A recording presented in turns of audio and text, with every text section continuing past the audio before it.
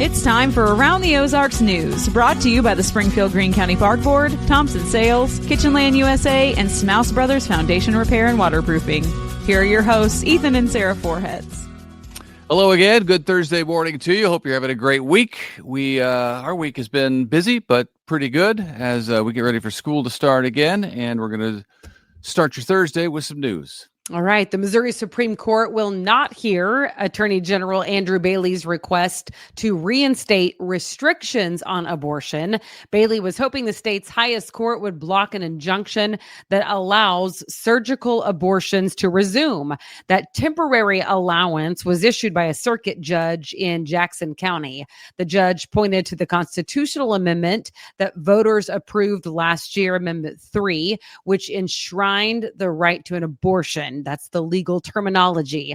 Now, for its part, the Supreme Court said that Bailey should not have skipped over the Court of Appeals in the process because, again, this issue, abortion, is now under state's control, and our state has already spoken.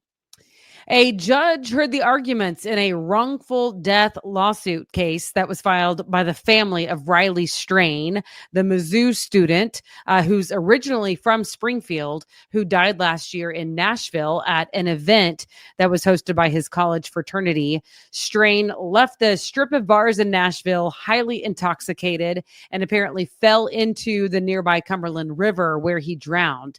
His family filed suit against the national fraternity that he was a part of on Mizzou's campus and some of the members of the fraternity there at Mizzou, saying that they didn't do enough to monitor him and the alcohol consumption or go check on him after he got kicked out of a bar.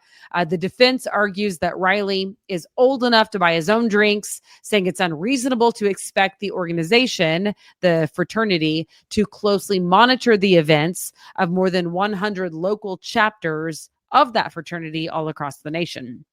Now, the judge has not yet made a ruling in the case, saying there is a lot to consider, but there could be more motions as well filed within the next week. We'll keep you posted. Interesting. That is, it's just such a sad story all the way around. If you have a road project that you think needs to be done, you have a chance to let the Missouri Department of Transportation know about it. The state has 33,000 miles of roads and 10,000 bridges that it maintains. And you may know of something that needs to be done that they're not aware of. So today at 4 o'clock over at the library station on North Kansas Expressway, you can tell MoDOT about it. They'll be there with a listening ear. If you can't make it there, though, in person, you can fill out a form online from now through September 11th. That is on MoDOT's website. So check it out and voice your concerns there. This is a sad story. A Springfield physician who died shortly after completing the first leg of the Ironman 70.3 triathlon in Indiana suffered a heart attack, we now know. Dr. Eric Wolf, the coroner says, became ill during the 1.2-mile swim portion and had to be pulled from the water during that race back in mid-July. I think I said he completed it. He was competing in it, is what I meant to say. Dr. Wolf leaves behind his wife and 3 children. He was a family physician who lived in Branson and had joined Jordan Valley Community Health Center with patients in Springfield and in Hollister. Obviously you have to be in great shape to even attempt to do a 70.3. Sarah has done some of those in the past, and it's a grueling race, is it not? It is a grueling race. I know he was 43 years old. I did not know him personally, but I heard about this right after it happened from some friends of mine in the triathlon community who did know him. And they said he was very physically prepared for this race by their calculation. You know, I mean, I guess no one really knows someone's innards, right, if you will, but he was prepared and ready to go. So I don't know. I mean, he's a physician, so surely he knows his body well. But to have a heart attack, I mean, it's just It's unbelievable. I don't know. But it's interesting to me too, because sometimes we see stories like this with like NFL players. The one I'm thinking of. Basketball players, yeah. Yeah, basketball players, NBA players, yes. High school athletes who are otherwise healthy. I mean, it's wild. It's terribly sad. And I don't know. I don't know if you know the risks necessarily before any event that you may do athletically, I think the problem is that sometimes there aren't warning signs that present themselves ahead of time. So Right. you go do this grueling thing, and you there's really a ticking time bomb waiting to go off, and you have no idea. So it is it's incredibly sad, but it honestly if it could happen to him, it could happen to any of us at any time, Right. I suppose. Yeah. So our thoughts and condolences and prayers are with his wife and children, because that's awful. Yeah. Watch out if you're at the Lake of the Ozarks in the water swimming for different reasons. Missouri health officials have confirmed a rare but serious case of a brain infection connected to a lake swimmer there at the Lake of the Ozarks. A patient now has a brain-eating infection that was caused by an amoeba in the water. Crazy story. Fewer than 10 people in the United States get this specific type of bacteria every year. The patient is currently in the intensive care unit being treated for this brain-eating amoeba that he apparently, it's interesting because depending on it, they didn't, the health departments, the Department of Health and Senior Services, they didn't say he or she. That's why I just, calling him or her the patient. But apparently there is a more common amoeba that you can get. And we've heard of that. We've had instances of that in the Ozarks. But this one is a different type of bacteria and more serious. So. Well, it's unbelievable to be just swimming in a lake where thousands of other people are also swimming, and one person gets it. Yeah. This is just an interesting story, really a national story, but I thought it was significant. Fewer American adults are drinking alcohol these days. In fact, a new poll by Gallup shows that it's the lowest level that it has ever been, or ever been recorded, at least. Gallup has been keeping track of reported alcohol consumptions by American adults since 1939. And the number of people this year who report that they drink is at 54%. Now, consider in 1977, that number was at 71% of people drinking.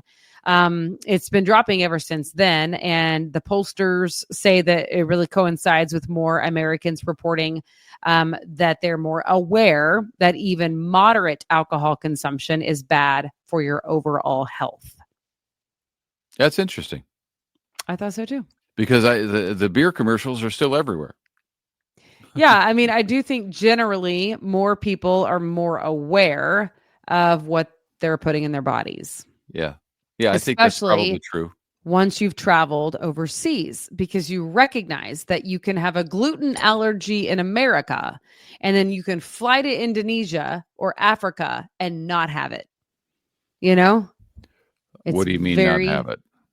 Well, I mean, I've been to both of those places recently, and people who have a gluten allergy in America can fly there and eat the bread there because it's so different at seed form. Oh, okay. So they're cooking with better supplies. Yeah, I mean, it's our seeds in some cases, apparently. I mean, I'm no expert on the topic, but it's different at seed form. Okay.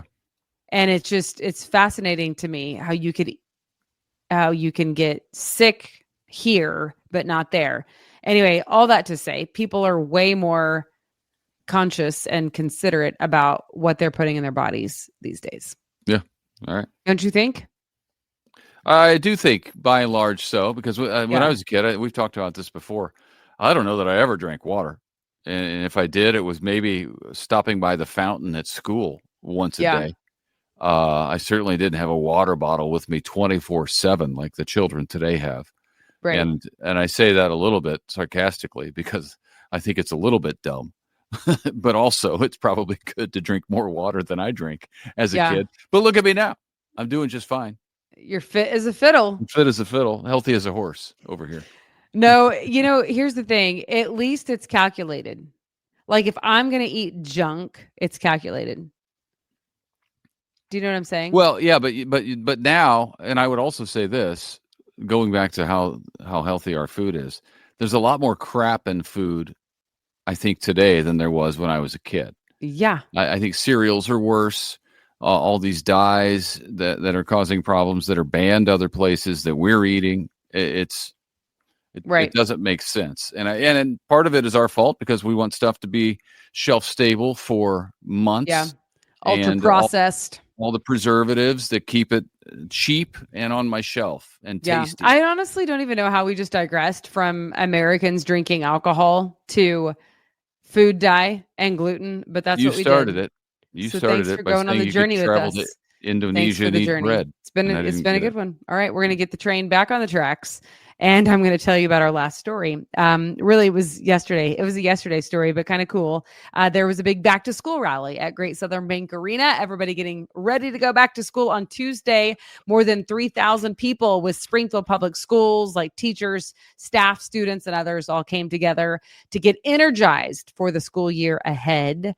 And MSU President Biff Williams and the Teacher of the Year, Danielle O'Neill, were among a few speakers to get everybody ready to go. Okay. Yeah. Ready or not, here it is, right? Ready. Yeah, absolutely. Don't forget, aroundtheozarks.com has the best events calendar in the Ozarks, if I don't say so myself. Actually, I can take zero credit. I'm not the one putting the events calendar together, but I do contribute to the website nonetheless, aroundtheozarks.com.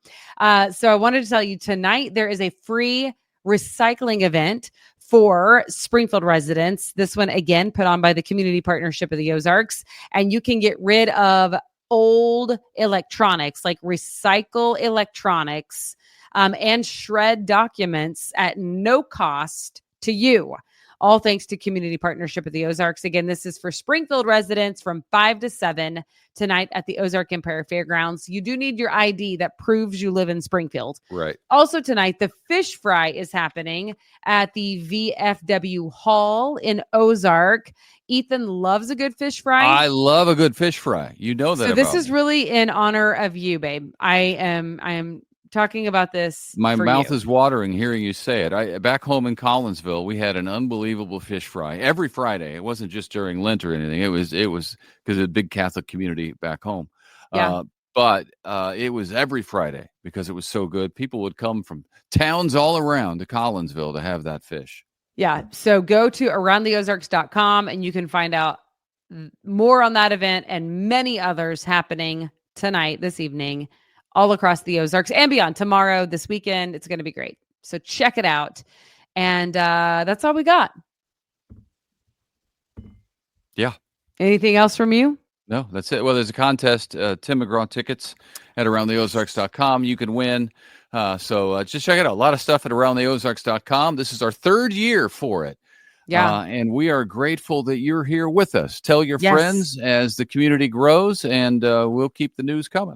I see the Tim McGraw concert now. I forgot to mention it. So glad you did. Sunday, August 31st is that concert, and we are giving away tickets. So good times.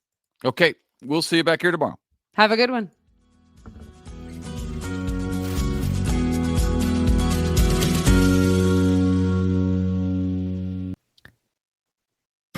It's time for Around the Ozarks Wake Up Weather, brought to you by Command Family Medicine, Heating and Air Paramedics, and Taylor Grubosh Chevrolet. Here's your host, meteorologist Abby Dyer. Good morning, everybody. Welcome to your Thursday in the Ozarks. We are waking up with pretty comfortable temperatures across the region. In fact, most of us are starting the day in the upper 60s. Get out early today if you want to beat the heat because things are going to be heating up quickly. Heat is returning in this forecast, and it's going to feel like the middle of summertime again here before long. In fact, even today, I think we're in the mid 90s for afternoon highs. I have 93 degrees for the high temperature here in Springfield today. Less of a rain chance than what's been around the last few days. Rain chance today, not 0, but it's about 10%. So I do think most stay dry in the forecast. Today, though, as I mentioned, we're starting off fairly comfortable, mid and upper 60s in the forecast. Those numbers are heating up already. We are going to see conditions likely topping out in the upper 80s as early as the mid-morning hours. We'll be near 90 for lunch, and then highs today will land near 93 degrees. There is still a frontal boundary in the area. However, I think really our forecast today is going to lend itself to heat and humidity. High temperature of 93, but it'll be feeling more like the upper 90s when you factor in relative humidity. We also have a light wind today that's not going to provide much relief if you have to be outdoors. Winds remain light and variable, probably less than 10 miles an hour all day. We also have lower rain chances across the region today, so that won't help give us any relief. And temperatures are heading up as we move into Friday and through much of the weekend forecast. I do see this ridge of high pressure building back in. A south wind does return to the Ozarks over the weekend, and we're going to see our high temperatures once again increase into the upper 90s. That's possible as early as tomorrow. Saturday and Sunday look hot too in the forecast, and this heat wave, it's going to stick with us. I know we're back to school, but it is going to be toasty for the first week of full school. I do expect that we see those high temperatures in the mid and upper 90s through the weekend, and it looks like those numbers are going to stick with us as we head into the start of next week also. So we are warming back up this weekend. Forecasted maximum temperatures, they look very warm. Today, we'll see high temperatures in the mid-90s. I think tomorrow we're in the upper 90s, and by Saturday, we stay in the upper 90s with afternoon heat index values anywhere from 100 to 105. So even though we're getting into the middle of August, I know we're used to the summertime heat now. Just make sure you're remembering all your heat safety rules. These are dangerous numbers, and they may warrant some more heat headlines in the forecast as we head through much of the weekend. So just a reminder, never leave kids or pets unattended in vehicles in temperatures like this. Take frequent rest breaks in the shade or the air conditioning, and drink plenty of water, even if you don't feel thirsty. It's so important to stay hydrated in this type of heat that's building in the Ozarks once again as we head into late this week. Around the country, what's making headlines? Well, it's strong to severe thunderstorms for portions of the upper Midwest and today and tomorrow. We also are seeing some of this extreme heat build down in portions of central Florida. It is looking toasty there after a couple of cool days with unsettled weather. And a series of cold fronts is going to be moving from the Midwest across the Great Lakes into the eastern United States over the next few days. So that may trigger some more showers and thunderstorms for our friends to the north. All right, it's time for the Around the Ozarks Wake Up Weather Brain Twister trivia question for the day. And the question that I had for you yesterday was this: which weather-related event, often observed in August, is known for creating vivid displays of heat lightning in the evening skies? Do you think that is A, a cold front passage, B, distant thunderstorms, C, volcanic eruptions, or D, the aurora borealis? Heat lightning, what causes it? Did you guess B, distant thunderstorms? You would be correct. Heat lightning is one of those things that is often misunderstood. All it is, it's used to describe lightning from a distant thunderstorm that's just too far away. So you don't hear the thunder with it. You just see the actual flash of light. Heat lightning is not caused by the heat, but it is from distant thunderstorms where the thunder is just not audible. The term, a misnomer, because heat alone does not create lightning, nor do either of those other options on the list. So if you chose B, distant thunderstorms, you would be correct. Here's the trivia question that I'll leave you with for tomorrow. In August, which of these ocean currents significantly influences warmer coastal waters and humid conditions along the eastern United States seaboard? Which one? Do you think it is A, the Gulf Stream, B, the California Current, C, the Labrador Current, or D, the Kuroshio Current? Which of these ocean currents significantly influences warmer coastal waters and humid conditions for the eastern U.S.? You can let me know your guess. That's at aroundtheozarks.com. Thank you so much for starting off your Thursday here with Around the Ozarks Wake Up Weather. And thanks to our sponsors, Command Family Medicine, Heating and Air Paramedics, and Taylor Grubaugh Chevrolet. I hope you have a fantastic day. Find a way to stay cool. I'll be back to chat with you first thing tomorrow morning.